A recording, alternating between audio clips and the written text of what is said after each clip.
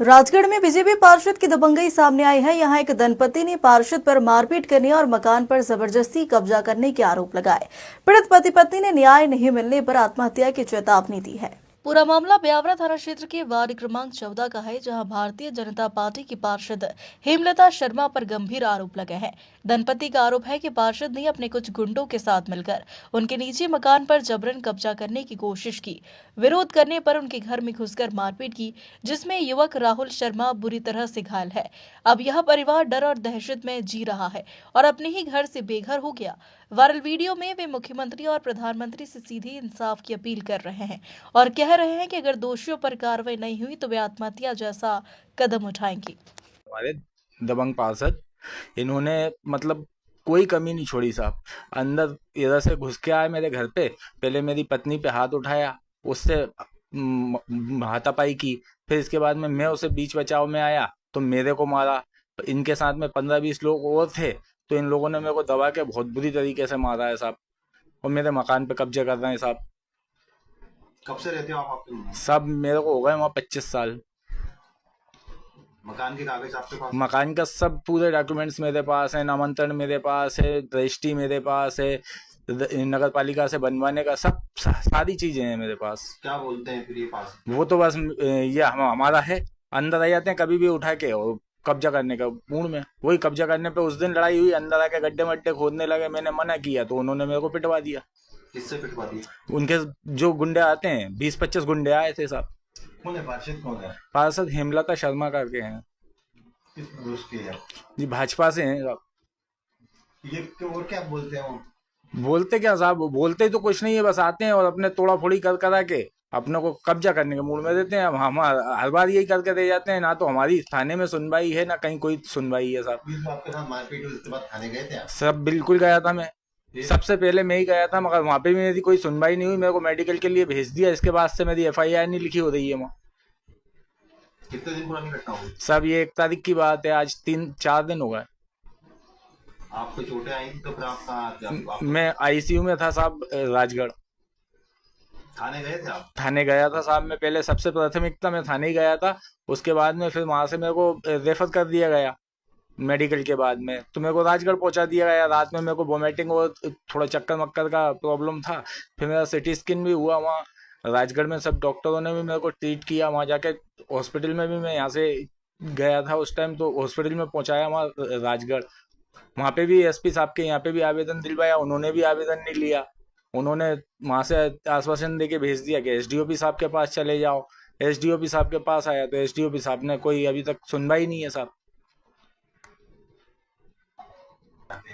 साहब मेरे को तो न्याय मिल जाए, नहीं तो अब तो मैं वाकई में तो आत्महत्या कर लूंगा साहब। मैं मेरे 20 बच्चों के साथ में बहुत ज्यादा परेशान हूँ अब तो मैं। उस दिन क्या हुआ था सर, हम ये मेरे पति सोए हुए थे और सर में बेटी थी, मेरे पास समूह की लेडीज थी 2-4। तो सर उन्होंने, जो पार्षद है वहाँ की, वार्ड नंबर 14 की हेमलता शर्मा, वो सर हमारा जो गेट बंद था कई सालों से, उस गेट को तोड़कर जबरदस्ती अंदर आई। अंदर आने के बाद में उन्होंने जबरदस्ती मेरे साथ मतलब मारपीट चालू कर दी। तो मैंने उनसे पूछा क्या मतलब क्या चाहती हो आप, मतलब ऐसी बदतमीजी क्यों कर रही हो? तो उसने क्या किया, मेरा मोबाइल जो था हाथ में, पहले तो वो छुड़ा के फेंका, उसको तोड़ दिया। फिर मेरे साथ बदतमीजी करने लगे, उसका लड़का भी था साथ में। फिर ये आवाज़ सुनकर मेरे पति जो अंदर सोए हुए थे, उनने आवाज़ सुनी, वो बाहर आए। वो जैसे ही तुरंत बाहर आए सर, तो उन पे हमला कर दिया। और सर सभी लोगों ने उनके साथ बहुत बुरी तरीके से मारपीट क्यों की। किया हमला? क्या कोई बात? सर वो वहाँ पे जो हमारी जगह उस पर कब्जा करना चाह रहे हैं सर। गड्ढे वड्ढे खोदने लग गए थे सर, और खोद भी दिए हैं अभी बहुत सारे, और बहुत दिन मतलब बहुत दिनों से जबरदस्ती कब्जा करने की कोशिश कर रहे हैं। आप कब से रहते हो आपके मकान? सर कम से कम 20-25 साल हो गए। तो ये पहले भी इस तरह के विवाद किए हैं इन्होंने? सर बहुत पहले से चल रहे हैं विवाद। कब्जा करना चाह रहे हैं सर वो, और ज़्यादा हम कुछ बात करते हैं तो धमकी अलग देते हैं कि तुम्हें जान से मार देंगे, अगर कुछ बोलोगे तो चुपचाप चले जाओ यहाँ से। और बोलते हैं हमारी जगह है, तुम निकलो यहाँ से। अभी कौन लोग आए थे मारपीट करने? कितने लोग थे मारपीट करने के लिए सर कम से कम 20-25 लोग थे। उनमें से सर 4-5 लोगों को मैं जानती हूँ, उनके नाम बता सकती हूँ।